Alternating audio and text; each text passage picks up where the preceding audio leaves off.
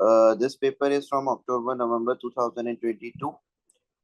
The time that you have to complete paper 2 is 1 hour and 30 minutes.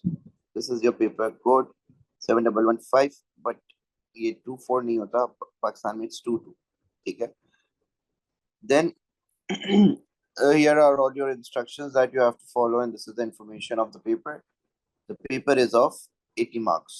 ठीक है. तो ये एक different variant का paper है which we are going to solve today. Basically, this is the case study Chris and Anna's taxi, KAT. तो case study होता है आपके पास, आप ये देख सकते हैं. So there's some information about the case study. तो जितनी भी कोई important data होता है वो usually हम लोग पढ़ते हुए highlight करते हैं ताकि उसको हम application के तौर पे इस्तेमाल कर सकें. ठीक है. Then the appendix 1 has a summary of the 3 KAT drivers. Then there's an email from Anna to Chris. तो ये केस का थोड़ा बहुत एविडेंस होता है, मतलब अपेंडिक्सेस में ये लोग बताते हैं डिफरेंट टाइप्स ऑफ इंफॉर्मेशन.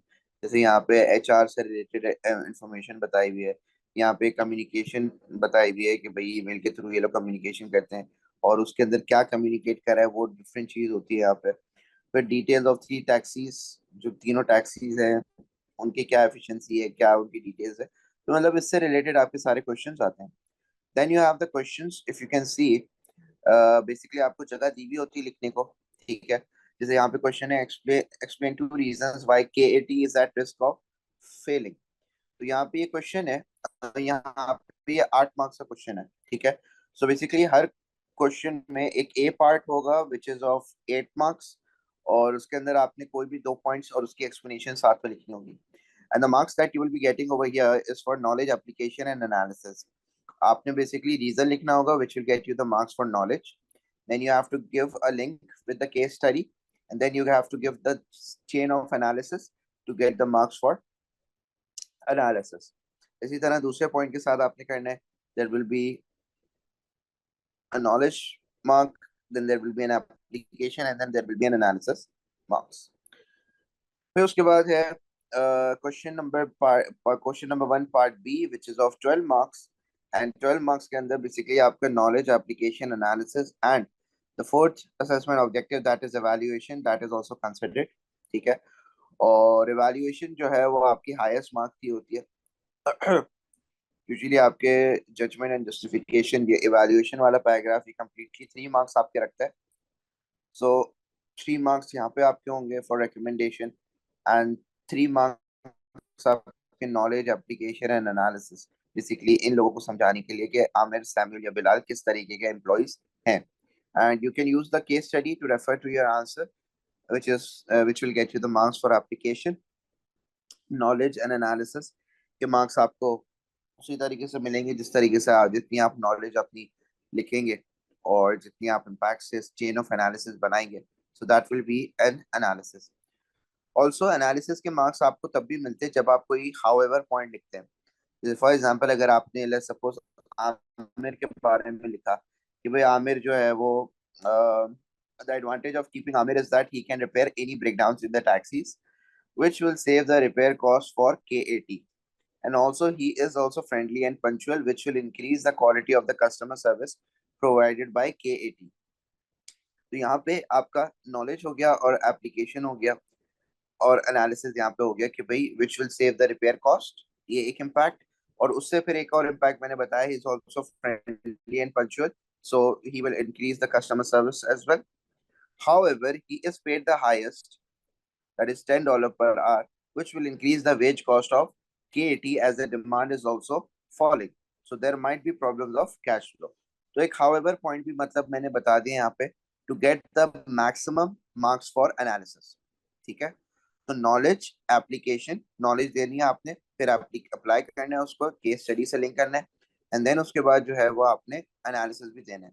तो जितनी ज्यादा एनालिसिस देंगे आप उतना ज्यादा आपके चांसेस ये हैं कि you get the highest mark for analysis, because knowledge और एप्लीकेशन से ज्यादा एनालिसिस और इवैल्यूएशन के मार्क्स होते हैं 12 मार्क के अंदर. तो analysis evaluation you have to do it. फिर उसके बाद सैमुअल का भी सेम सिमिलर पैटर्न पे कर रहा है, फिर बिलाल का भी सिमिलर पैटर्न पे कर रहा है. एंड देन रिकमेंडेशन के अंदर बेसिकली आपने ये बताना होता है कि कौन सा एम्प्लॉय बेहतर है. ठीक है, और क्यों बेहतर है, और बाकी दो जो आप रिजेक्ट कर रहे हो उनका भी रीजन बताओ. So this is a complete recommendation that you have to give. सबसे पहले which the employee that you're selecting, you have to give the reason why you are selecting him. ठीक है. Then you have to give the reason of why you are not selecting the other two. कि भाई दूसरों को अगर आप reject करो तो उसका भी रीजन बताओ कि why you are rejecting the other two people. तो दोनों का आपने जो है वो रीजनिंग बतानी होगी. ठीक है. तो इस तरीके से आपका 12 मार्क्स का आंसर होता है which assesses the four assessment objectives: knowledge, application and analysis. तो ये चारों assessment objectives आपके जो हैं वो assess कर रहा होता है 12 marks. Is that clear? Now again explain how each stages of the business cycle may affect a business. So again over here knowledge, application, analysis आपको देनी है. सही है. तो हमेशा याद रखिएगा, आप लोग अपने पास लिख भी लेंगे 8 मार्क्स के अंदर the marks are for knowledge, application, analysis, and in your 12 marks you have the marks for knowledge, application and analysis and evaluation, and these two are the most important because इन दोनों के सबसे highest marks हैं, especially evaluation के. और मतलब knowledge application तो easier होती है कि बच्चा लिख लेता है, केस स्टडी पढ़ा हुआ है, जाहिर सी बात है. इंग्लिश कॉम्प्रिहेंशन में जैसे नहीं लिखते थे, इंग्लिश कॉम्प्रिहेंशन में अगर आप लोगों ने पेपर दिया हो अभी इंग्लिश का, या कभी भी कोई भी मॉक या कोई भी टेस्ट वगैरह दिया हो, तो इंग्लिश के अंदर हम लोग कॉम्प्रिहेंशन का एक पैसेज करते हैं. बेसिकली कॉम्प्रिहेंशन पढ़ते हैं और उससे रिलेटेड क्वेश्चन एंड आंसर होते हैं. बिल्कुल उसी तरीके की ये भी चीज है, थोड़ी सिमिलर, बट इसके अंदर ये है कि इसको हम बिजनेस से रिलेट करते हैं. फिर consider the advantage and disadvantage of the following three method Chris and Anna could use to communicate with their employees. Which method should they choose if a taxi is needed urgently? Justify your answer. So again, 12 marks के अंदर you have to use knowledge, application, analysis and evaluation. ये चार आपके assessment objectives in your 12 marks.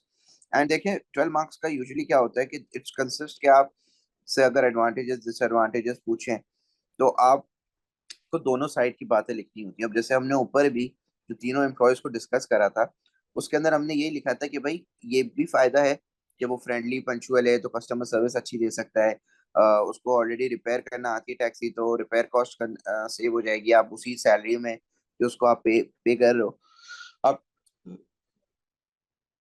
Taxi भी repair करा सकते हो तो रिपेयर कॉस्ट आपकी नहीं आएगी. हाउएवर उसमें ये भी एक ड्रॉबैक था कि सबसे ज्यादा पेमेंट वो जो चार्ज कर रहा है, मतलब $10 per hour is the highest paid employee. तो बेसिकली उस चीज को भी आपने देख कंसिडर करना पड़ेगा. तो उसका मैंने उस एम्प्लॉय का एडवांटेज और डिसएडवांटेज दोनों मैंने यहाँ पे लिखा. तो इसी तरीके से आप लोगों को ये मेक श्योर करना है कि आप जो है वो हर एक पॉइंट का एडवांटेज लिखें और फिर उसके बाद हाउ एवर करके ड्रॉबैक लिखें. ठीक है. जस्ट और देखें, you don't have to just list down. बहुत सारे टीचर्स ये बोलते हैं कि भाई just give all the advantages and disadvantages, सारे एडवांटेज और डिसएडवांटेज लिख के आ जाओ मार्क्स मिल जाएंगे. नहीं, उसको जरूरी है कि जो भी आप एडवांटेज दे रहे हो उसको केस से लिंक करो, और जो भी डिसएडवांटेज दे रहे हो आप उसको केस से लिंक करो कि केस में एविडेंस कहाँ है इस चीज का जो आप ये बात कर रहे हो. जैसे अगर मैं कह रहा हूँ कि भाई वो फ्रेंडली और पंचुअल है या वो कस्टमर सर्विस अच्छी दे सकता है, तो बेसिकली मैं बताऊंगा केस स्टडी में कि भाई ये एविडेंस या ये इम्पैक्ट मैं बता रहा हूँ बाय दिस एविडेंस, कि ये एविडेंस मुझे केस में मिला है कि वो फ्रेंडली है पंचुअल है. या मैं अगर बोलूँ कि ये महंगा पड़ेगा बिजनेस को या बिजनेस की वेज कॉस्ट बढ़ जाएगी, तो वेर इज द एविडेंस, कहाँ है एविडेंस के केस के अंदर कि आप बोल रहे हो किस बेसिस पे कि वेज कॉस्ट बढ़ जाएगी. तो वो एविडेंस प्रोवाइड करना पड़ेगा कि भाई ये यहाँ पे $10 लिखा हुआ है कि वो पर आवर वेजेस दे रहा है, तो केस में जब $10 पर आवर है तो as compare to the other सबसे हाईएस्ट पे इसकी है, तो तभी वेज कॉस्ट जो है वो ज्यादा आएगा. तो बेसिकली ओवरऑल जब आप देख रहे हैं इस चीज को तो इसके अंदर आपने एविडेंस प्रोवाइड करना काफी ज्यादा जरूरी है, उसके भी मार्क्स आपको मिलते हैं. सो knowledge application analysis and evaluation in 12 marks and knowledge application analysis in 8 marks. ठीक है. तो इसी तरीके के आपके तीन और ये चार चार क्वेश्चन आते हैं basically. So there are 4 questions of part A and part B, and overall आपको फिर इसके मार्क्स मिलते हैं 80 पूरे पेपर के. क्लियर हो गई बात अलिशबा? जी सर, बस मुझे एक चीज पूछनी थी कि जैसे जी। फॉर एग्जांपल हम लोग 3 पॉइंट्स लिखते हैं इसके, तो ठीक है। उसका एडवांटेज बता दिया, उसको ये भी बता दिया कि जो केस स्टडी हमें दी हुई है उसको कैसे लिंक किया है, और फिर उसके डिसएडवांटेज भी बता दिया। फिर जो आखिर में हम लोग इन तीनों का बता रहे होंगे कि कौन सा हमें बेटर लगता है फॉर एग्जांपल, तो जी। जो भी हम चूज करते हैं उसके डिसएडवांटेज लिखना जरूरी है। जी, डिसएडवांटेज इसलिए लिखना जरूरी है क्योंकि एवेल्युएशन में या रिकमेंडेशन में if you are recommending something and you are disagreeing with something else, जाहिर सी बात है उसको आपको रीजन देना होगा, हर चीज का रीजन देना होता है एग्जामिनर को कि आप अगर ये चीज फेवर कर रहे हो तो क्यों फेवर कर रहे हो, या ये चीज के अगेंस्ट बोल रहे हो तो क्यों अगेंस्ट बोल रहे हो। Examiner clearly states in his examiner report, जब हम लोग आगे अभी और भी पास पेपर करेंगे फिर मैं आप लोग को एग्जामिनर रिपोर्ट भी दिखाऊंगा, तो उसके अंदर एग्जामिनर खुद कहते हैं कि भाई एवेल्युएशन के अंदर आपने एग्री करना है एक चीज से, और जिस चीज से आप डिसएग्री कर रहे हो तो उसके अंदर जो है वो आपने बताने कि why are you disagree to it. अभी एक क्वेश्चन बेसिकली इसने एक मार्किंग फीडबैक दिया है। बेसिकली एग्जामिनर ने एक पेपर चेक करा था, ठीक है, और एग्जामिनर इसके अंदर लिखता है, देखें ये आपकी Cambridge assessment 7115 paper 2 marking feedback of the examiner, ठीक है, तो ये एग्जामिनर के कमेंट्स हैं। तो एग्जामिनर देखें यहाँ पे लिखता है कि to gain higher marks and move to level 3, level 3 का मतलब होता है कि आपके पास 8 वो 9 आउट ऑफ 12 है या 10 आउट ऑफ 12 है, 11 आउट ऑफ 12 है, और कभी कभार बहुत रेयरली 12 on 12 भी होता है, ठीक है। तो इन सिचुएशंस के अंदर बेसिकली क्या होता है, एक मिनट, तो to gain the higher marks and move to level 3 there needed to be more detailed justification. अब मोर डिटेल जस्टिफिकेशन का मतलब क्या है, of why full time employees were chosen and why part time employees were rejected. तो मतलब कि question था कि वेदर फुल टाइम ज्यादा एम्प्लॉयज बेहतर हैं या पार्ट टाइम ज्यादा बेहतर हैं। So if you are choosing full time employees, so the we have to also give the reason why the part timers were rejected, and the conclusion also needed to be applied to the context. So आपको conclusion case से भी link करना पड़ता है to get the full marks of evaluation। तो मतलब कि आप ओवरऑल जो कंक्लूजन बनाएंगे it should be not be general, it should be to the case study. मतलब अगर वो टैक्सी बिजनेस है तो वो टैक्सी बिजनेस के ऊपर ही आपने बात करनी है, और बात कुछ इस तरीके से करनी है कि आपने उसके अंदर ये बताना है कि कौन सी चीज आप सेलेक्ट कर रहे हो तो क्यों कर रहे हो, और कौन सी चीज आप रिजेक्ट कर रहे हो तो क्यों कर रहे हो, ठीक है। जी सर। अब जैसे कि ये क्वेश्चन है यहाँ पे, explain 2 reason why it is important for KAT to have sufficient working capital. इसके नॉलेज पॉइंट्स तो हमें याद होते हैं, लेकिन नॉलेज पॉइंट्स तो आप याद होंगे कि भाई सफिशिएंट वर्किंग कैपिटल की क्यों जरूरत होती है, to pay off day to day expenses, to remain liquid in the business, अपनी लिक्विडिटी शो करना, टू गेट बैंक लोन्स।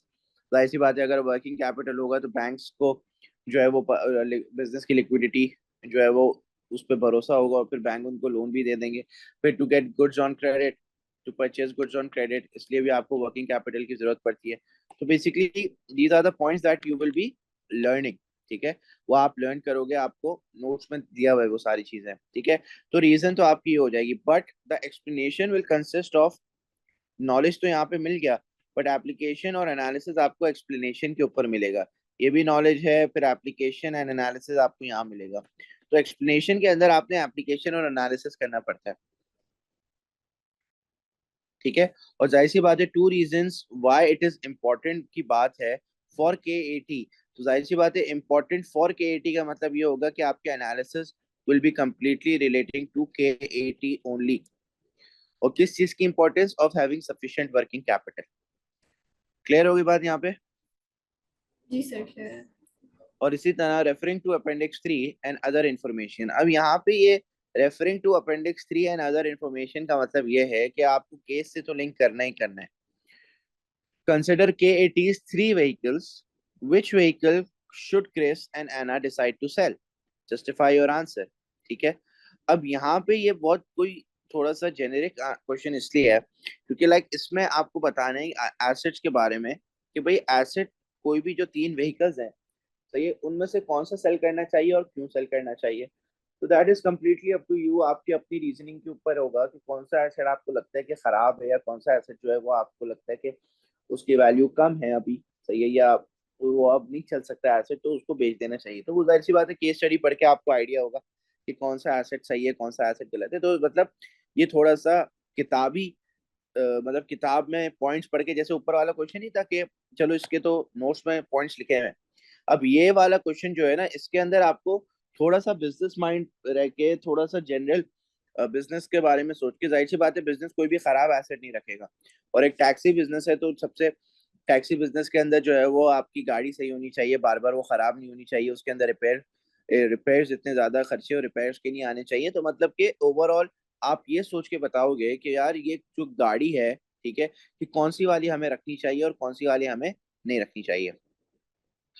तो ये भी कोई एक जेनरिक क्वेश्चन है, ये कोई किताबी क्वेश्चन नहीं है। तो इस तरीके के भी बहुत ज्यादा क्वेश्चन आते हैं, ठीक है, जिसके अंदर आपको एक जनरल सिचुएशन दी जाती है और उसके अंदर आपको बताया जाता है कि भाई क्या बिजनेस को उसमें क्या डिसीजन लेना चाहिए। तो इट्स बिजनेस इज बेसिकली पढ़ने के लिए तो आसान है, लेकिन जब पास पेपर आप करते हो तो बच्चा कहाँ फंसता है, बच्चा जब फंसता है जब उसको कोई जनरल सिचुएशन दी जाती है, एंड सेकेंडली उसको आंसर लिखने में बड़ा मसला होता है, ठीक है। दिस इज योर पेपर 2, और इसके अंदर सिर्फ 8 और 12 मार्क्स के क्वेश्चन आते हैं, ठीक है। अब मेरे पास भी एक बुकलेट वर्कबुक बनी हुई है जिसके अंदर पेपर 2 के क्वेश्चंस हैं, बट उसके अंदर केस स्टडीज नहीं है, क्योंकि जाहिर सी बात है अगर मैं केस स्टडी डालता तो बच्चों कंफ्यूज हो जाते हैं, हर एक क्वेश्चन के लिए एक डिफरेंट केस स्टडी आ जाती है, और उसके अंदर फिर पेजेस भी फिर बहुत ज्यादा आ जाते हैं। तो बेसिकली मैंने करा क्या है कि मैंने ऊपर केस का रेफरेंस दे दिया है। तो केस का रेफरेंस दिया हुआ है, you guys can go to the past paper, insert अलग इंसर्ट खोलें उसका, उसके अंदर केस स्टडी होगा, वो केस स्टडी पढ़ें, and then you answer that particular question.